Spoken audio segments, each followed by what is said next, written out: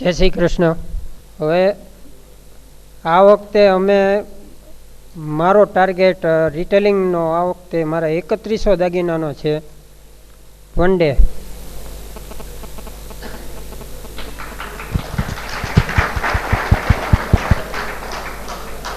અને મારા બિઝનેસ પોલિસીમાં કિસાનનો અમે લીંબડીમાં વેપાર 25 દાગીનાથી ઓછું લખતા નથી.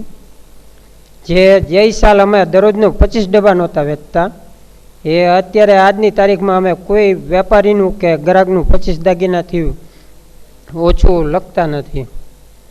Thank you.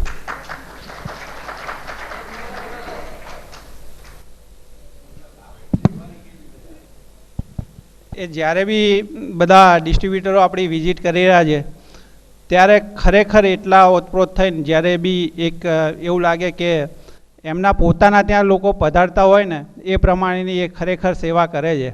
અને એમની એક માર્કેટિંગ સ્ટાઇલની વાત કરું ને તો એ આખો દિવસ કદાપી એ દુકાને બેઠા નથી હોતા, એ આખો દિવસ બજારમાં ફરતા જ હોય છે. દરેક વેપારીને એમના એરિયામાં એમના ગામમાં જોવા જઈએ ને તો 27 થી 28 જ દુકાનો છે, પણ એ 27 થી 28 દુકાનોમાં દિવસની લગભગ 2 થી 3 વાર એ પોતે પર્સનલી ત્યાં આગળ વિઝિટ આપે છે.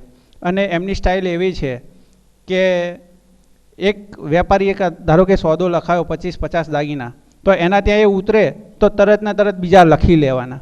અને એ હંમેશા ટાર્ગેટથી ચાલે છે. એમને 31/3/2015ની જ વાત કરીએ ત્યારે વર્ષના છેલ્લા દિવસે જ્યારે લોકોને એવું હોય કે છેલ્લી સિઝન છે એટલે છેલ્લો ટાઈમિંગ છે એટલે, તો એમને અમે ટાર્ગેટ નક્કી કરેલો કે દવે સાહેબ આજી વખત આવો એટલે 1000 દાગીનાનું આપણે રિટેલિંગ કરવું છે. પણ અમે એ દિવસે 1000નો ટાર્ગેટ લઈને નીકળ્યા હતા, પણ એ દિવસે અમારું રિટેલિંગ હતું 1900 દાગીનાનું. આટલા એક ખાલી 25 થી 27 કોલમાં જ તો તમે એનો આ માણસનો તમે બજારમાં હોલ્ડ દેખો. ખાલી 25 થી 27 દુકાનોમાં જો કિસાનનું આટલું મોટું આપણાને રિટેલિંગ થતું હોય તો એ ખરેખર એમની મહેનતને અને એમના રિલેશનના ધન્યવાદને પાત્ર છે. Thank you Rajubhai. રાજુભાઈ વતી આપણે એક જોરદાર તાલી.